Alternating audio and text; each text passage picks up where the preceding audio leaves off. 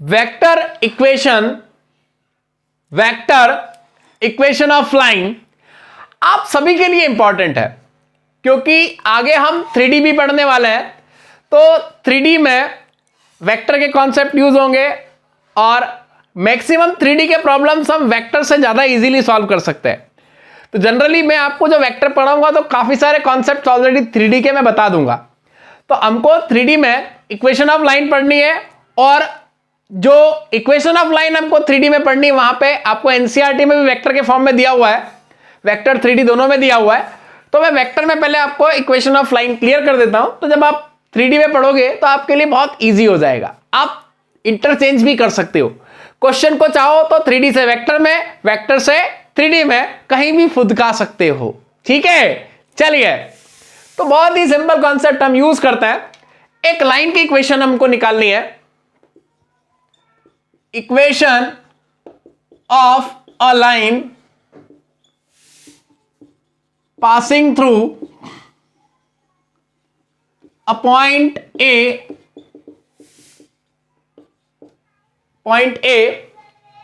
with position vector।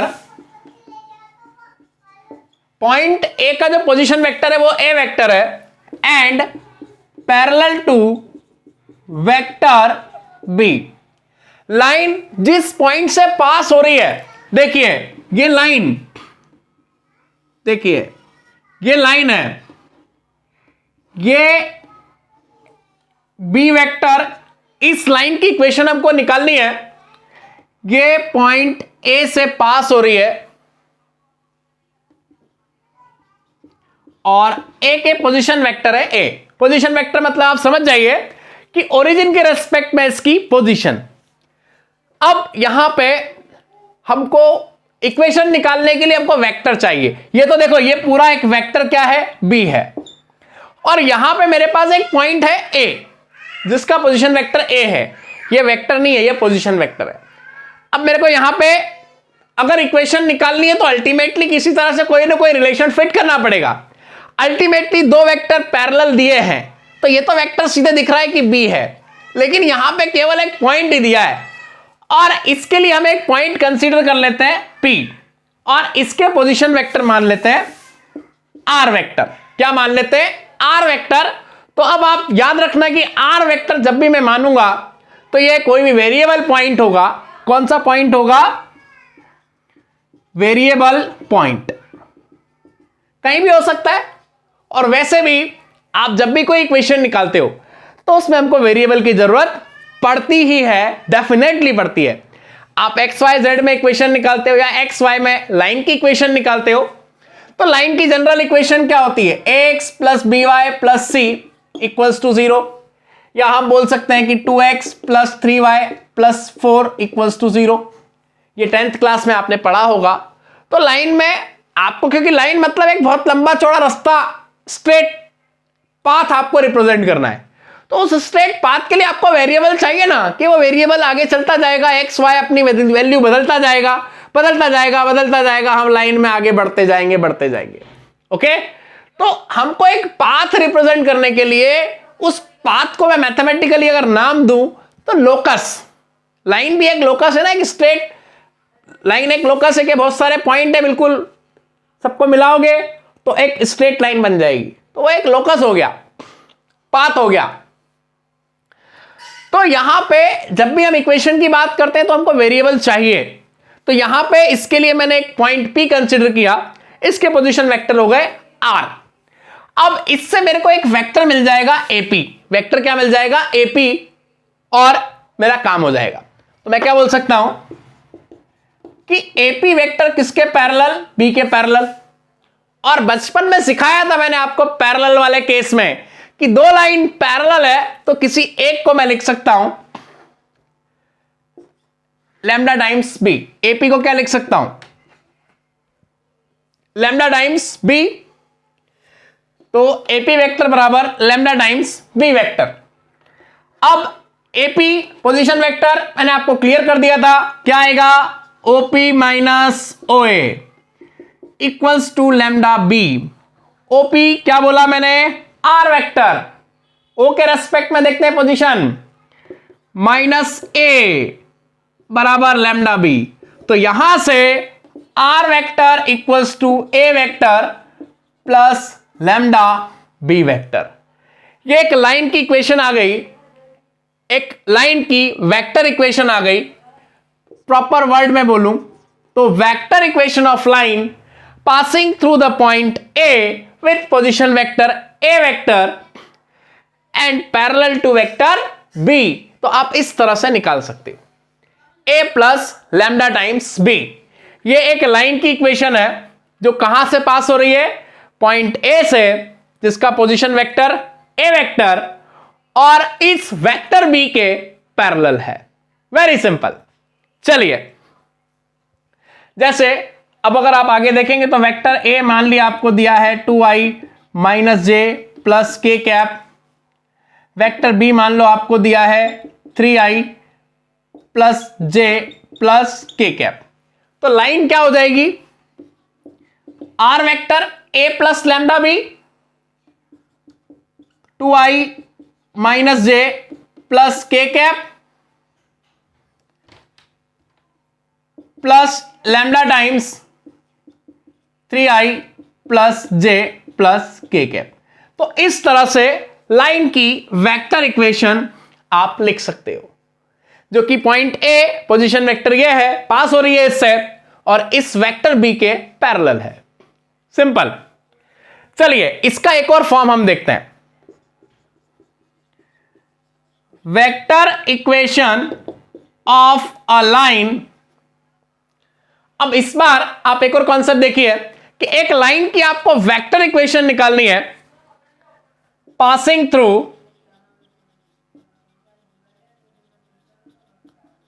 The points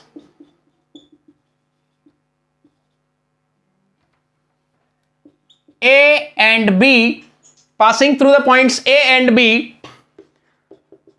with position vector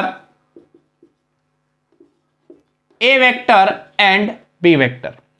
मतलब इस बार आपको एक लाइन की वेक्टर इक्वेशन निकालनी है जो कि एक पॉइंट A, एक पॉइंट B जिसका पोजीशन वेक्टर बी है से पास हो रही है। अब इस बार ये नहीं बोला है कि यार ये किसके पैरेलल है, जरूरत भी नहीं है। दो पॉइंट अगर है तो यहां से वेक्टर भी मिल जाएगा, और दूसरी बात कि ये लाइन किसके पैरेलल है, एक तरह से ए बी वेक्टर के पैरेलल है। आप सोचो कि ये जो लाइन है ये इस वेक्टर ए बी के पैरेलल है और ए से पास हो रही है, सीधी सी बात है। हमको लाइन की इक्वेशन निकालने के लिए आप अंदर से फील करो, हमको लाइन की इक्वेशन निकालने के लिए आप फील कीजिए, आप फील कीजिए, तब तक मैं इस मार्कर को खून पिला के आता हूं। ओके, आइए देखिए, हमेशा की तरह हमको वेक्टर इक्वेशन, हमेशा की तरह नहीं है, ऊपर की तरह वेक्टर इक्वेशन निकालनी है। अगेन इक्वेशन मतलब वेरिएबल चाहिए, तो एक पॉइंट लिया P, पोजीशन वेक्टर ले लिए R, point P position vector R। अब ये तो बहुत ही सिंपल है, बस आपको लॉजिक समझ में आ ही गया है क्या। देखो, लॉजिक के पहले मैं आपको वो बात बताता हूं जो मैं आपको मार्कर को खून पिलाने से पहले छोड़ के गया था, कि आपको अगर लाइन की इक्वेशन चाहिए तो A प्लस लैम्डा बी, ये क्या है, मतलब देखो अल्टीमेटली आप फीलिंग लाओ कि लाइन की इक्वेशन चाहिए तो एक तो चाहिए ए वेक्टर जहां से लाइन पास हो रही है, vector equation of line, vector मतलब एक लाइन ही है, तो जहां से पास हो रही है तो एक तो चाहिए पीपी। क्या चाहिए बेटा, पीपी। पीपी मतलब पासिंग पॉइंट। और दूसरा क्या चाहिए, दूसरा क्या चाहिए, पैरेलल वेक्टर। एक तो पासिंग पॉइंट चाहिए और एक उस लाइन के पैरेलल एक वेक्टर चाहिए। दो चीज है तो आप लाइन की इक्वेशन निकाल सकते हैं, पीपी और एलएल। एलएल मतलब पैरेलल वेक्टर। तो देखिए यहां पे पासिंग पॉइंट तो क्या हो गया, ए, और वेक्टर क्या हो गया, ए बी। आप इस कॉन्सेप्ट से तो यही बना सकते हो लाइन। कैसे, r equals to a plus passing point क्या हो गया a और वेक्टर क्या हो गया ए बी, तो प्लस लैम्डा ए बी ये हो गया। R vector equals to A passing point plus lambda times parallel vector, तो ये लाइन इस वेक्टर ए बी के पैरेलल है। तो ये तो हो गया याद रखने की बात। अब आप निकाल बहुत इजीली सकते हो। A B parallel to AP, A B vector किसके पैरेलल है एपी के, तो मैं लिख सकता हूं AP equals to lambda times A B. अब देखिए एपी अगर लैम्डा टाइम्स ए बी है तो एपी क्या हो जाएगा, पोजीशन वेक्टर वाला concept, OP minus O A equals to lambda times A B क्या हो जाएगा, OB minus O A, r vector O A क्या हो गया a vector, lambda times B vector minus a vector आ गया। तो अल्टीमेटली आर वेक्टर बराबर a plus lambda times b minus a vector, ये आ गई वेक्टर इक्वेशन ऑफ लाइन, जो कि कहां से पास हो रही है, पॉइंट ए से, जिसके पोजीशन वेक्टर ए वेक्टर है और किसके पैरेलल है, वेक्टर ए बी, और वेक्टर ए बी हम कैसे लिखेंगे, बी माइनस ए। तो ये दो तरह से वेक्टर इक्वेशन आप निकाल सकते हो, अगर आपको पासिंग पॉइंट पता है और किस वेक्टर के पैरेलल है ये पता है, या फिर आपको दो पॉइंट पता है जहां से वो लाइन पास हो रही है, तो आप वेक्टर इक्वेशन इजीली निकाल सकते हैं। ठीक है, तो चलिए हम इसका एक एग्जांपल देखते हैं और फिर आगे चलते हैं। चलिए बेटा, तो हम वेक्टर इक्वेशन निकालते हैं लाइन की जो ए से पास हो रही है और बी से पास हो रही है। ठीक है, तो कैसे निकालेंगे, देखिए r vector A vector plus lambda times b minus a. यहां पे देखो मैंने बी माइनस ए किया है, ऐसा कुछ फिक्स नहीं है कि आप बी माइनस ए ही करें, आप चाहे तो ए माइनस बी भी कर सकते हैं, कोई फर्क नहीं पड़ता है। ओके, तो चलिए r vector equals to a 2i minus j plus k plus lambda times b minus a. अब बी माइनस ए आप डायरेक्ट कर सकते हैं चाहे तो, कैसे, देखो i प्लस जे प्लस के, इसमें से माइनस 2i माइनस जे और प्लस के, इस तरह से।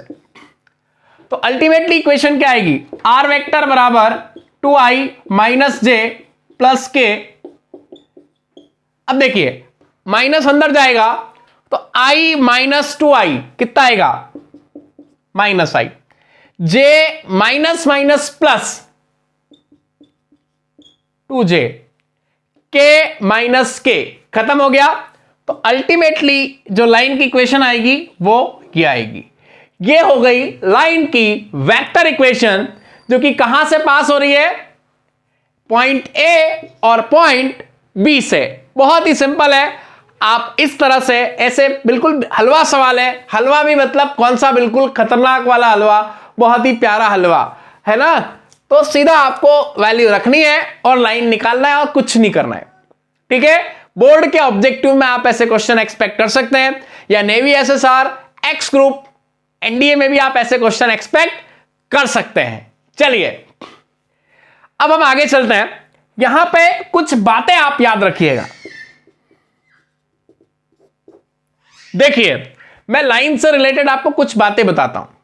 आ गया, टू लाइंस, एक पहली बात आप याद रखना, two lines in a plane are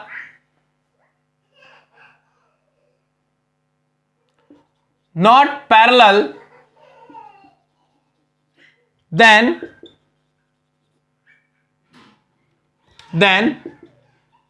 they will be intersecting। दो लाइन अगर एक प्लेन में है, पैरेलल नहीं है, 100% इंटरसेक्टिंग होगी। आप याद रखना, कुछ लोग ये सोचते हैं कि यार ये मैंने तो लाइन इतनी सी बनाई, नहीं, ऐसा नहीं होता है। आप इस कोने से इसको इस कोने तक ले जाओ, एक लाइन आप बनाओ, जैसे मैंने ये बनाई लाइन, यहां से मैं इसको यहां ले गया, आ गया, तो मैं इसको यहां से यहां ले गया तो ये इंटरसेक्ट करेगी। मतलब हम प्लेन, मतलब जहां तक, ये तो मेरे बोर्ड का एक छोटा सा प्लेन लिया है, आप एक वॉल को प्लेन ले लो, मतलब किसी भी प्लेन में अगर दो लाइंस है वो पैरेलल नहीं है तो वो कहीं ना कहीं इंटरसेक्ट करेगी। ओके, सेकेंड एक और बात याद रखना, two lines in a plane are not intersecting। अगर एक प्लेन में दो लाइंस इंटरसेक्टिंग नहीं है, then they will be parallel। अगर एक प्लेन में दो लाइंस इंटरसेक्टिंग नहीं है तो 100% क्या होगी, पैरेलल होगी, फिक्स है। ये देखिए, ये इंटरसेक्टिंग नहीं है तो क्या होगा, पैरेलल होगी। तीसरी बात, two lines are neither intersecting nor parallel. दो लाइंस अगर इंटरसेक्टिंग भी नहीं है और पैरेलल भी नहीं है तो इसका मतलब वो अलग अलग प्लेन में होगी, क्योंकि एक ही प्लेन में है तो या तो इंटरसेक्ट करेगी या पैरेलल होगी। और अगर वो इंटरसेक्ट भी नहीं कर रही है, पैरेलल भी नहीं है, तो इसका मतलब वो स्क्यू लाइंस है, वो अलग अलग प्लेन में है। देखो कैसे, ये एक लाइन मेरे हाथ के प्लेन में है और एक लाइन इस बोर्ड के प्लेन में है, ये ना तो कभी इंटरसेक्ट करेगी ना पैरेलल होगी, मैं कुछ नहीं बोल सकता इनके बारे में। ये देखो, ये लाइन मेरे हाथ के प्लेन में और ये लाइन बोर्ड के प्लेन में है, दोनों कभी इंटरसेक्ट नहीं करेगी, कभी पैरेलल नहीं होगी। ऐसी लाइंस को हम बोलते हैं स्क्यू लाइंस। क्या बोलते हैं, स्क्यू लाइंस, जो अलग अलग प्लेन में लाई करे। तो two lines are neither intersecting nor parallel, then they will be skew lines. क्या होगी, हमेशा स्क्यू लाइंस। फिर एक और बात याद रखना, two parallel lines in a plane are intersecting. एक प्लेन में दो लाइन है, ये दो लाइन है और दोनों इंटरसेक्ट कर रही है पैरेलल होने के बाद भी। देखो, पैरेलल होने के बाद भी इंटरसेक्ट कर रही है तो वो कैसी हो गई, कोइंसिडेंट हो गई। कैसी हो गई, coincident. Then they will be coincident lines. एक प्लेन में दो लाइन है और पैरेलल है फिर भी इंटरसेक्ट कर रही है तो 100% कैसी होगी, कोइंसिडेंट होगी। तो ये लाइंस के लिए चार बातें आप याद रखिएगा कि एक प्लेन में है, पैरेलल नहीं है तो इंटरसेक्ट 100% करेगी। एक प्लेन में है, इंटरसेक्ट नहीं कर रही है तो पैरेलल होगी। अगर दो लाइन ना तो इंटरसेक्ट कर रही है ना पैरेलल है तो वो एक प्लेन में ही नहीं होगी, अलग अलग प्लेन में होगी। फिर अगर दो लाइन एक प्लेन में है, पैरेलल है और इंटरसेक्ट कर रही है तो 100% कैसी होगी, कोइंसिडेंट होगी। ये लाइंस के बारे में, लाइंस की इक्वेशन के बारे में आप बातें याद रखिएगा। यहां से क्वेश्चन कैसे जनरेट होते हैं कि आपको दो लाइंस की इक्वेशन दे दी जाएगी, आपको कंपेयर करके बताना है कि लाइंस पैरेलल है, इंटरसेक्टिंग है या स्क्यू लाइंस है या कोइंसिडेंट है, ये आपको कंपेयर करके बताना है। ठीक है, तो हम हमारे नेक्स्ट क्वेश्चंस जो होंगे वो क्या होंगे कि लाइंस की वेक्टर इक्वेशन आपको दी होगी, आपको बताना है पैरेलल लाइंस है, कोइंसिडेंट है, इंटरसेक्टिंग है या स्क्यू लाइंस है। तो मैं आपको तरीके बताऊंगा कैसे आप ये चेक करेंगे। ओके, तो चलिए अब हम आगे बढ़ते हैं और लाइन से थोड़ा थोड़ा खेलते हैं। आइए इसके बारे में आपको यह बताना है कि पैरेलल है, इंटरसेक्टिंग है या कैसी है। चलिए सबसे पहले आप एक बात याद रखिएगा कि अगर ये लाइंस पैरेलल होती, जैसे आप समझना कि एक लाइन की इक्वेशन मैंने बोली a प्लस लैम्डा बी, दूसरी लाइन की इक्वेशन मैंने बोली r equals to C plus lambda B, तो दोनों पैरेलल कब होगी? जब दोनों सेम। देखो हम जब लाइन की इक्वेशन लिखते हैं तो ये होता है पासिंग पॉइंट और ये होता है कि वो किसके पैरेलल है। ये पासिंग पॉइंट है और ये किसके पैरेलल है। अगर ये पार्ट सेम है, अगर ये पार्ट सेम है या इसमें आई जे के फॉर्म में, मतलब इनका रेशियो या तो सेम होंगे या इनका रेशियो इक्वल है, इन दोनों पार्ट का रेशियो सेम है या दोनों पार्ट ही सेम है, तो ऐसे केस में लाइन 100% कैसी होगी? पैरेलल होगी। कैसी होगी? पैरेलल होगी। मतलब आप यहीं से चेक कर सकते हो। आ गया? पैरेलल आप बोल सकते हो अगर ये दोनों part as it is same है या इनका रेशियो सेम है, तो 100% लाइंस कैसी होगी? पैरेलल। तो पैरेलल आप ऐसे ही चेक कर सकते हो। अदरवाइज आपको अगर ये देखो पैरेलल का तो हमको पता चली गया कि पैरेलल होगी, क्योंकि पैरेलल भी हुई तो आपको कोइंसिडेंट के लिए चेक करना पड़ेगा।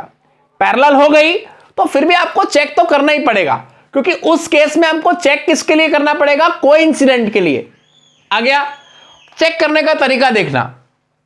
आर वेक्टर मतलब मैं क्या बोलता हूं? आर वेक्टर मतलब मैं बोलता हूं, आप आगे के लिए याद रखिएगा, एक्स आई कैप वाई जे कैप प्लस जेड के कैप, ये आर वेक्टर होता है। ये आप ध्यान रखिएगा। आर वेक्टर से मैं एक वेरिएबल पॉइंट को रिप्रेजेंट करता हूं जिसके कोऑर्डिनेट वाइज देखूं तो एक्स वाई जेड, और वेक्टर के हिसाब से देखो तो एक्स आई कैप प्लस वाई जे कैप प्लस जेड के कैप, इस तरह से। तो चलिए चेक करते हैं। तो आर वेक्टर अगर मैं इसको थोड़ा सा एक्सप्लोर करूं, लैम्डा को अंदर ले जाऊं, तो ये आई प्लस 2 लैम्डा आई, तो ये हो जाएगा आई कॉमन 1 प्लस 2 लैम्डा। इधर माइनस जे और माइनस जे लैम्डा, अगर मैं इसमें माइनस जे कॉमन ले लूं तो 1 प्लस लैम्डा, माइनस 10 के और ये 8 लैम्डा, ये यहां पे आ जाएगा 8 लैम्डा के। तो अगर मैं इसमें से के कॉमन ले लूं तो ये आ जाएगा -10 प्लस 8 लैम्डा, इस तरह से। ऐसे ही मैं इसको देखता हूं, ये म्यू है, म्यू एक कांस्टेंट होता है, जैसे लैम्डा कांस्टेंट है ऐसा म्यू भी कांस्टेंट है। आप यहां देखिए 4i और म्यू अंदर गया तो म्यू आई, तो यहां पे आप आई बाहर लेंगे तो यह आ जाएगा 4 प्लस म्यू। अब आप देखिए कि यहां से आप जे बाहर लीजिए, कितना आया? 3। जे बाहर लेंगे तो कितना आया? 3 प्लस 4 म्यू, इसमें से म्यू अंदर गया, इन दोनों में जे बाहर लिया, 3 प्लस 4 म्यू। यहां पे अगर मैं के बाहर लेता हूं तो यहां बचेगा -1 और म्यू अंदर जाएगा तो प्लस 7 म्यू, इस तरह से। अब आप इन दोनों में देखिए, ये भी आर वेक्टर, ये भी आर वेक्टर, दोनों में एलएचएस सेम है, आरएचएस भी क्या होना चाहिए? सेम। देखो दोनों आर, ये भी आर, ये भी आर, दोनों का एलएचएस सेम है, आरएचएस सेम होना चाहिए। तो मैं कुछ नहीं करूंगा, इसको इसको इसको इचको और इचको और इचको बराबर रख दूंगा। देखो कैसे, 1 प्लस 2 लैम्डा 4 प्लस म्यू, फिर माइनस, ये भी माइनस है, हम दोनों का माइनस हटा देते हैं, 1 plus lambda 3 plus mu into 4 mu है। ओके चलिए, प्लस प्लस के equal -10 plus 8 lambda -1 plus 7 mu. इस तरह से LHS इक्वल RHS इक्वल होना ही चाहिए, तो हमने इक्वल कर दिया। अब हम थोड़ा सा खेलते हैं, तो यहां देखिए 2 लैम्डा, म्यू को इधर लाओ, म्यू इक्वल्स टू 3।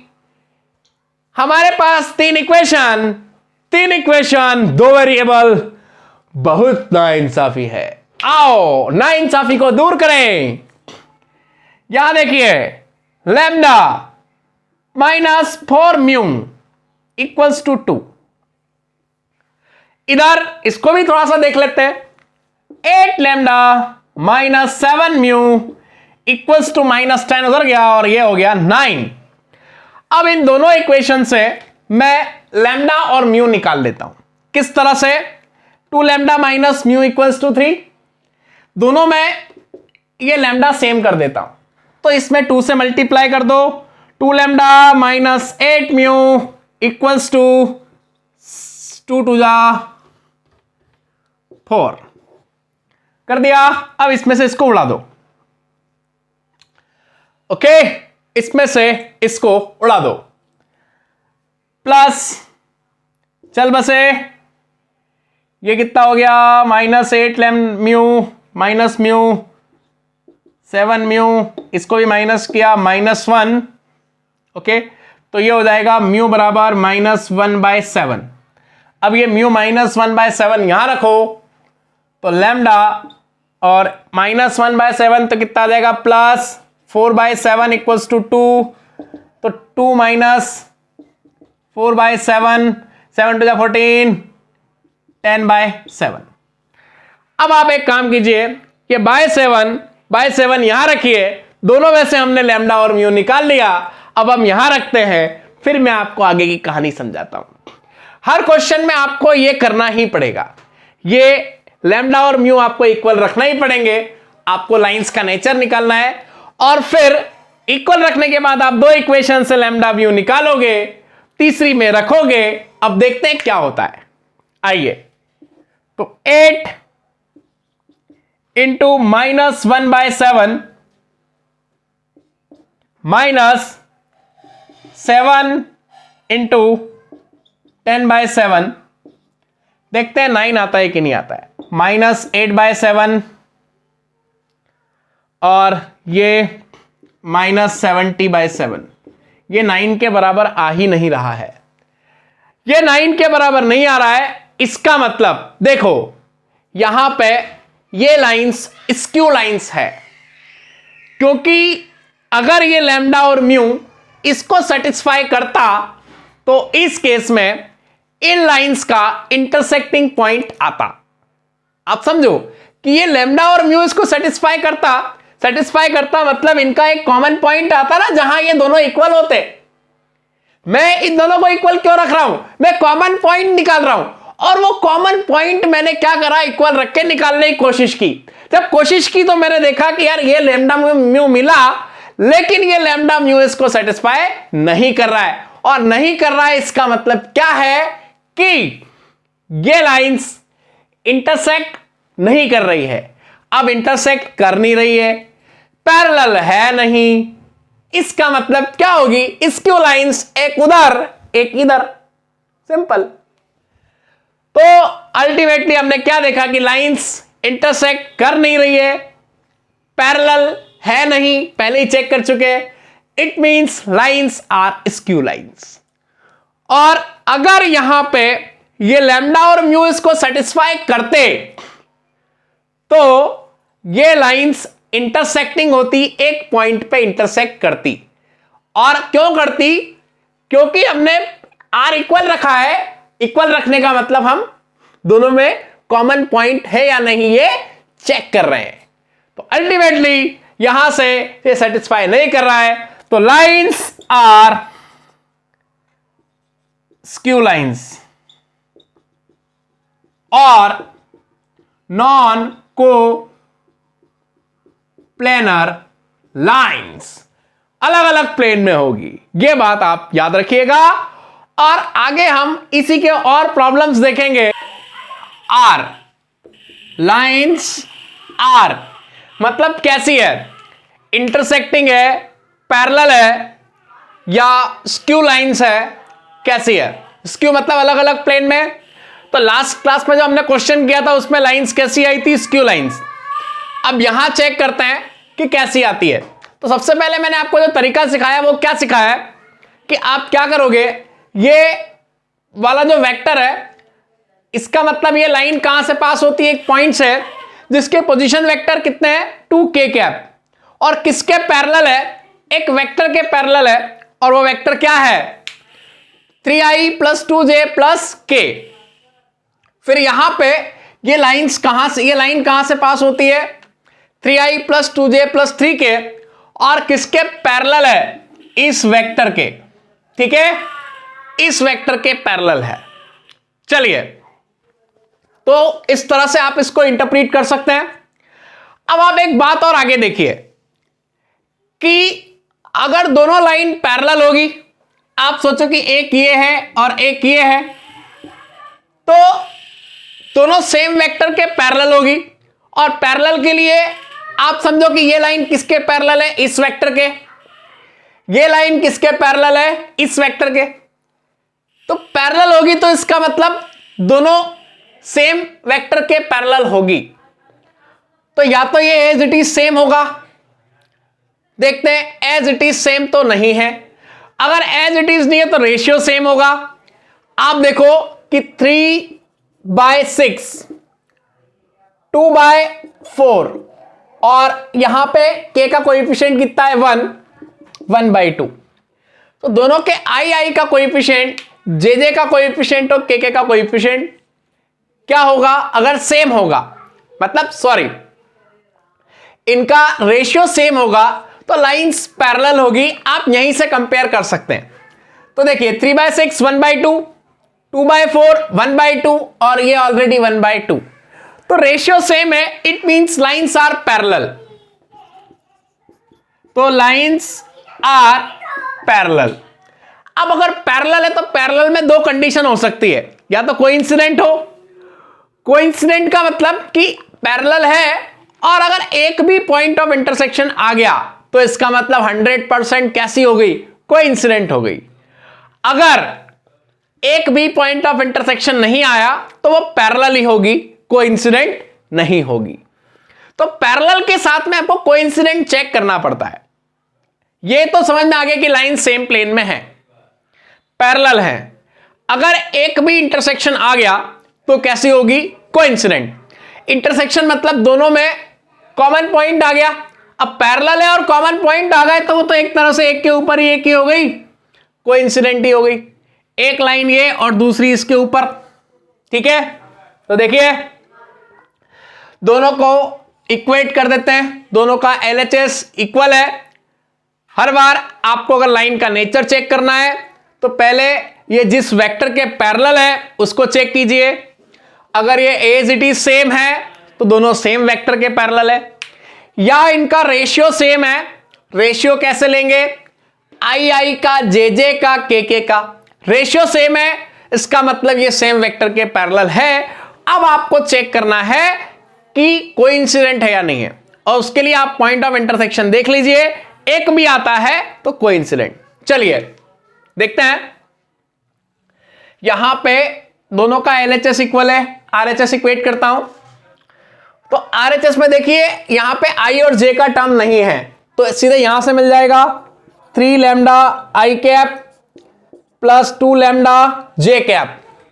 अब ये 2k कैप और lambda k cap plus 2 plus lambda k cap, 2k cap plus lambda k cap, तो 2 plus lambda k cap equals to, अब यहां पे 3i और 6 mu i common 3 plus 6 mu.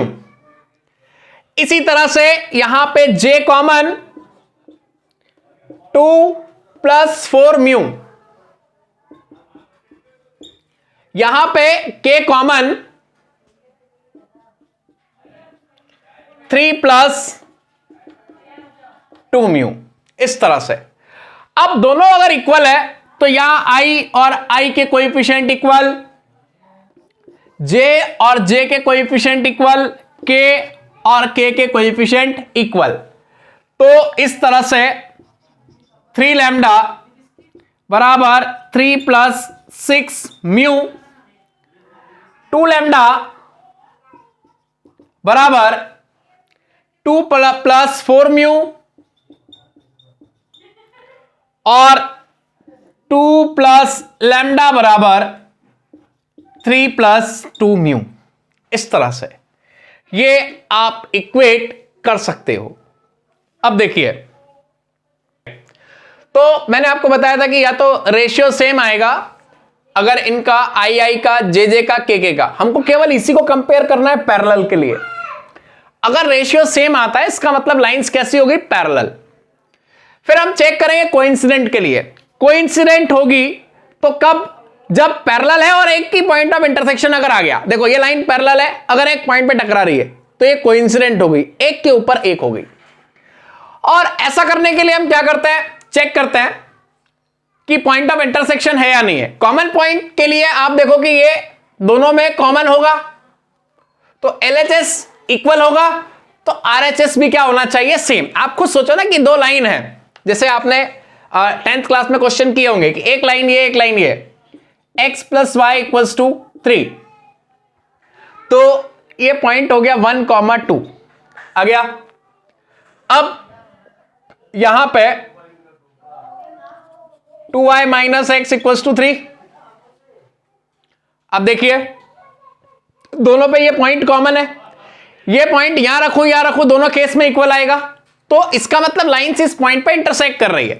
तो वही मैं ये करने जा रहा हूं कि अगर दोनों कोई पैरेलल तो है ही, कोइंसिडेंट हुई तो समझ लो कि ये पॉइंट दोनों में कॉमन है, तो इसका मतलब वो क्या हो गई, कोइंसिडेंट हो गई। कॉमन पॉइंट मतलब वो इसमें भी होगा, इसमें भी होगा, आर दोनों में होगा। तो आर दोनों में होगा तो मैं LHS को इक्वल रख सकता हूं, और LHS इक्वल तो RHS भी इक्वल होगा, और RHS को इक्वल किया मैंने तो यहां देखिए 2k अकेला है, I और J नहीं है, तो ये आ जाएगा 3 lambda I plus 2 lambda J, और ये हो जाएगा 2 प्लस ये लैम्डा अंदर जाएगा k के पास, तो 2 प्लस लैम्डा k हो जाएगा।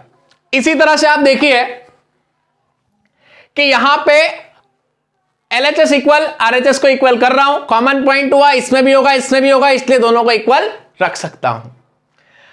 अब यहां पे I का क्या आएगा, 3 प्लस 6 म्यू, J का क्या आएगा 2 प्लस म्यू अंदर जाएगा 4 म्यू, K का क्या आएगा 3 प्लस 2 म्यू। इस तरह से रख दिया मैंने। अब इक्वेट कर दिया, इधर I का और इधर I का कोएफिशिएंट सेम, इधर J का कोएफिशिएंट सेम, और इधर K का और इधर K का कोएफिशिएंट सेम। अब मैंने जैसे ही सेम किया, अब मैं यहां से लैम्डा और म्यू निकालता हूं, तो देखिए ये 3 कॉमन आया तो 1 प्लस 2 म्यू, 3 से 3 कैंसिल हो गया, 2 लैम्डा, 2 कॉमन आया,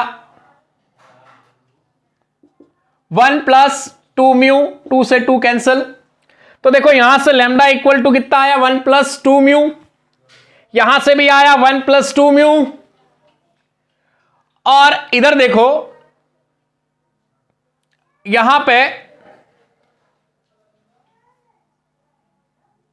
लैम्डा बराबर ये 3, ये 2 को उधर ले जाऊंगा तो 3 माइनस 2 1 हो गया, तो ये हो गया 1 प्लस 2 म्यू। आप देखिए तीनों इक्वेशन एक जैसी आ रही है, इसका मतलब साफ है कि यहां पे तीनों इक्वेशन एक जैसी, जो यहां से मिल रहा है वही यहां से मिल रहा है, वही यहां से मिल रहा है। इसका मतलब यह कि लाइन एक ही है, ये कोइंसिडेंट लाइंस है। कैसी लाइंस है, कोइंसिडेंट लाइंस है। ये भी lambda equals to 1 plus 2 mu, lambda equals to 1 plus 2 mu, lambda equals to 1 plus 2 mu, तीनों से सेम कंडीशन आने का मतलब है कि लाइंस कैसी होगी, coincident. So what it means, lines are coincident. तो ये आपके बोर्ड लेवल के जितने भी एग्जाम्स होते हैं वो सबके लिए इंपॉर्टेंट है, even JE, NDA, BITSAT, navy, SSR, X group, सभी के लिए इंपॉर्टेंट है। करना कुछ नहीं होता है, इसको इक्वेट ही करना होता है। इक्वेट करके, और अगर ये देखो सारे इक्वल आ गए तो लाइंस कोइंसिडेंट। क्यों, क्योंकि मैंने ऑलरेडी यहां चेक कर लिया है कि पैरेलल तो है ही, पैरेलल है और अगर ये तीनों रिलेशन सेम आ रहे हैं लैम्डा म्यू के, इसका मतलब उनका पॉइंट ऑफ इंटरसेक्शन है, मतलब लाइंस कैसी हो गई, कोइंसिडेंट। बस आपको कोइंसिडेंट पे टिक करना है, हो गया। तो आप देखिए पहले वाले क्वेश्चन में भी हमने ऐसे ही चेक किया था, इसमें भी ऐसे ही चेक किया। तो लाइंस के केस में आपको ऐसे ही चेक करना है। यह प्रॉब्लम हर एग्जाम के लिए इंपॉर्टेंट है, सोचने का खेल है। आप जब करने जाओगे तो फटाफट हो जाएगा, केवल इक्वेट ही करना है और कुछ नहीं करना है। और कैलकुलेशन आपको किस तरह से करनी है कि अगर ऑब्जेक्टिव में कर रहे हो तो कम से कम लिखना है, सब्जेक्टिव में सब कुछ लिखना है। दोनों का अप्रोच अलग अलग है। ओके, ऑब्जेक्टिव में, और मैं जो अप्रोच यहां बता रहा हूं वो दोनों का मीडियम अप्रोच, मतलब मिडिल में एक्सप्लेन सारी चीजें करता हूं। सब्जेक्टिव में बस क्या होगा, आपको यहां लिखना पड़ेगा। वैसे आप इसको सब्जेक्टिव टच मान सकते हो, क्योंकि प्रैक्टिस हो जाएगी तो आपको इतना भी नहीं लिखना पड़ेगा। मेरे को तो समझाने के लिए लिखना पड़ता है, ठीक है। सब्जेक्टिव में बस ये लिखना पड़ता है कि लाइन 1 है, लाइन 2 है। Now if the lines have a common point then we can equate r. बस ये छोटी मोटी लाइंस लिखनी होती है अगर आप प्योरली सब्जेक्टिव पे जाते हो। बस इतना ही डिफरेंस है। सब्जेक्टिव एग्जाम्स में आपको बस ये वर्डिंग्स थोड़ी सी लिखना पड़ेगी, वो मैंने यहां नहीं लिखी है, ये डिफरेंस है। तो मैं बताता भी जा रहा हूं, तो आप सब्जेक्टिव एग्जाम्स के हिसाब से ये चीज ध्यान रखना। ओके, बट जो भी है प्रोसेस आपको यही फॉलो करना है। लास्ट में लिखना है एक लाइंस कोइंसिडेंट है, इसको 1 नंबर दे दो, इसको 2 दे दो। Okay, now equating 1 and 2। इस तरह से आप बस 2-3 चीजें लिखते जाओ और कुछ भी नहीं है। ओके, तो आपको अल्टीमेटली हर क्वेश्चन में करना यही है, आपको आर को इक्वल करना है, आई जे के कोएफिशिएंट सेम रखना है। अगर सारे सेम तो कोइंसिडेंट। कोइंसिडेंट भी कब, जब पैरेलल आ चुकी हो। और कल मैंने बताया था स्क्यू लाइंस थी कि पैरेलल है नहीं, और 3 इक्वेशन, 2 इक्वेशन से आप लैम्डा म्यू की वैल्यू निकालेंगे। अगर अलग अलग आती है तीनों, तीसरी में रखेंगे। अगर तीसरी को सेटिस्फाई नहीं करती है, पैरेलल है नहीं, 2 से लैम्डा म्यू आया, तीसरी को सेटिस्फाई नहीं करेगा, तो लाइंस 100% कैसी होगी, स्क्यू लाइंस। तो कल वाला एग्जांपल स्क्यू लाइंस का था, ये कोइंसिडेंट का। एक एग्जांपल और देता हूं, किसके लिए, इंटरसेक्टिंग लाइंस के लिए। ओके, तो आपका दोनों तरह से काम हो जाएगा। एक तो आपको लाइंस की फीलिंग आ जाएगी और आपको वेक्टर भी समझ में आएगा। ठीक है, चलिए सबसे पहले क्या करेंगे, चेक करने के लिए दोनों का आर क्या रखेंगे, इक्वल।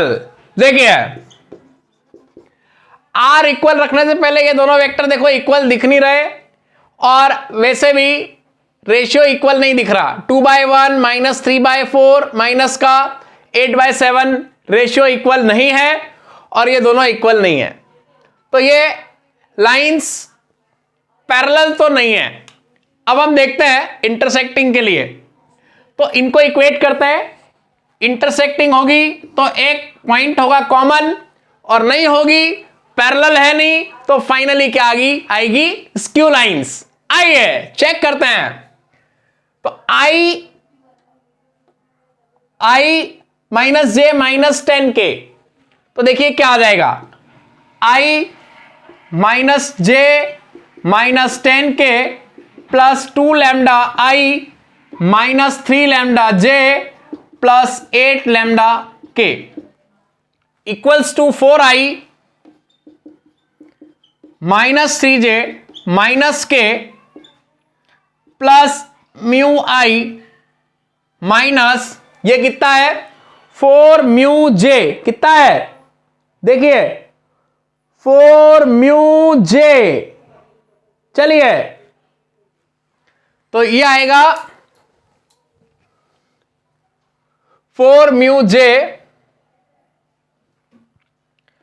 4 म्यू जे प्लस 7 म्यू के। ये म्यू आई माइनस 4 म्यू जे और प्लस 7 म्यू के, इस तरह से। चलिए आई और आई 1 प्लस 2 लैम्डा माइनस जे 1 प्लस 3 लैम्डा। ओके, फिर इसके बाद के लिया तो कितना हो जाएगा, -10 प्लस 8 लैम्डा। ओके, के कॉमन लिया तो -10 प्लस 8 लैम्डा। इसी तरह से आई, यहां पे 4 प्लस म्यू, और ये 3j माइनस का और -4 म्यू जे, 3 प्लस 4 म्यू प्लस, अब देखो के कैप -1 प्लस 7 म्यू। इस तरह से हमने क्या किया, हमने दोनों साइड आई और आई के कोएफिशिएंट इक्वेट किए। 1 plus 2 lambda equals to 4 plus mu, यह आ गया। -1 plus 3 lambda equals to 3 plus 4 mu, j के कोएफिशिएंट, -10 प्लस 8 लैम्डा और -1 plus 7 mu, k coefficient equate किए। फिर यहां पे हमने लैम्डा की 1 प्लस 2 लैम्डा 4 प्लस म्यू था, तो म्यू की वैल्यू निकाली तो 2 लैम्डा -3 आई, ये आई। अब ये म्यू की वैल्यू मैंने निकाली और ये 1 plus 3 lambda equals to 3 plus 8 lambda -12। Okay, तो ये हो जाएगा 1 plus 3 lambda -8 lambda equals to कितना आ जाएगा, 3 -12 -9, तो -5 लैम्डा, 1 उधर गया, -10, तो लैम्डा इक्वल्स टू आ जाएगा 2। अब आप देखिए लैम्डा 2 आ गया। अब ये लैम्डा मैंने कहां रख दिया, यहां पे, तो म्यू आ गया 2 इंटू 2 -3, म्यू आ गया 1। लैम्डा 2 और म्यू 1 मैं यहां रखता हूं, जैसा कि हमने डिसाइड किया था कि दोनों को इक्वल करके आई जे के कोएफिशिएंट इक्वेट करेंगे, लैम्डा म्यू 2 इक्वेशन से सॉल्व करेंगे और तीसरी इक्वेशन में रख के देखेंगे। चलो रख के देखते हैं। -10 प्लस 8 लैम्डा, तो 8 into 2 equals to -1 plus 7 mu, plus 7 mu की वैल्यू 1, तो 7 - 1 कितना आएगा, 6। 16 - 10 कितना आएगा, 6। फाइनली आ गया 6 इक्वल्स टू 6। ओ, यहां पे ये दोनों वैल्यू इसको सेटिस्फाई कर रही है, इसका मतलब लाइंस इंटरसेक्टिंग होगी। और हमने 3 एग्जांपल देखे, एक में लाइंस स्क्यू थी, एक में लाइंस कोइंसिडेंट थी, पैरेलल तो थी ही, और यहां पे लाइंस इंटरसेक्टिंग होगी, हमारा काम हो गया। ओके, तो इस तरह से आप सॉल्व करेंगे। इस तरह के कोई भी क्वेश्चन आए, आपको बस दोनों में आर इक्वेट करना है, दोनों को इक्वेट करना है, लैम्डा और म्यू में इक्वेशंस बनानी है, आई जे और के कोएफिशिएंट्स इक्वल करके इक्वेशन बना के 2 इक्वेशन से लैम्डा म्यू निकालना है, तीसरी में रखना है, आपका काम हो जाएगा। ओके, अब तीसरी को सेटिस्फाई करते हैं तो यूनिक एक पॉइंट पे इंटरसेक्ट करेंगे, और नहीं करते तो स्क्यू लाइंस, और अगर पैरेलल होती तो ये दोनों वेक्टर हम इक्वेट करते, इनका रेशियो सेम, पैरेलल, और एक पॉइंट ऑफ इंटरसेक्शन आ गया तो कोइंसिडेंट। तो इस तरह से आप लाइंस के बारे में सारी बातें याद रखिएगा कि किस तरह से हम चेक करते हैं। ओके, तो अब हम मिलते हैं नेक्स्ट क्लास में, तब तक के लिए बाय बाय। और अगली क्लास में मैं आपको कुछ ज्योमेट्रिकल प्रॉब्लम्स करवाऊंगा और साथ ही साथ हम प्रोडक्ट ऑफ वेक्टर्स की बात करेंगे। चलिए, तब तक के लिए बाय बाय।